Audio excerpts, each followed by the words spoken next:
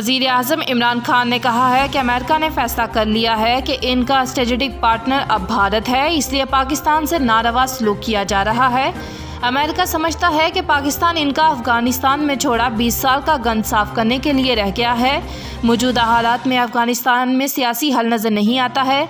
इस्लामाबाद में गैर मुल्की सहाफ़ियों से गुफ्तगू में कहा कि जब तक अशरफ गनी अफ़गानिस्तान के सदर रहेंगे, तालिबान इनसे बात नहीं करेंगे। कराची के इलाके मोहम्मद अली सोसाइटी के घर में आग लगने से 2 ख़वातीन 5 अफराद जहाँ बक। रेस्क्यू ज़राए का कहना है कि तमाम अफराद की मौत दम घुटने के बायस हुई। जहाँ बक अफराद की उम्रें 45 से 80 साल तक हैं। रेस्क्यू हुकाम ने शुबा जाहिर किया है कि आग शॉर्ट सर्किट की वजह से लगी आग पर काबू पा लिया गया। जहाँ बक अफराद में जिना सिंध मेडिकल यूनिवर्सिटी के प्रोफेसर फरहत मिर्ज़ा भी शामिल।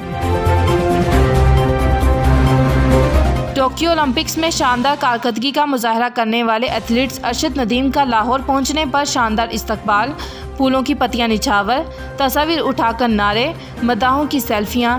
अरशद नदीम ने कहा कि जो खामियां रहीं उन पर काबू पाकर आइंदा बेहतरीन खेल पेश करूंगा, आइंदा मदाहों को मायूस नहीं करेंगे। अरशद नदीम ने नासाज हालात के बावजूद बेहतरीन कारकर्दगी से पाकिस्तानियों के दिल जीत लिए। अपने जोर बाजू पर फाइनल राउंड में आने वाले अरशद नदीम ने 5वीं पोजीशन हासिल की थी।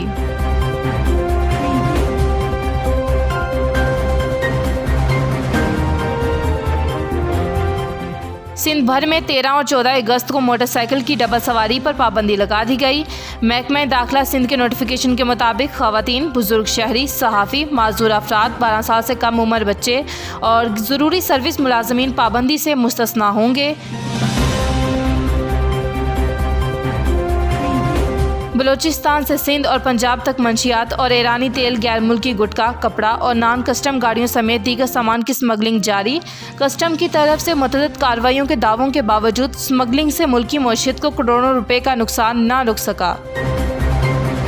मुस्लिम लीग नून पंजाब के सदर राना सनाउल्लाह ने कहा है कि पंजाब हुकूमत गिराने के लिए बिल्कुल तैयार हैं। पीपल्स पार्टी के पास नंबर पूरे हैं तो दिखाएं। पंजाब हुकूमत गिरा दी तो मरकजी हुकूमत भी 10 दिन के अंदर अंदर गिर जाएगी।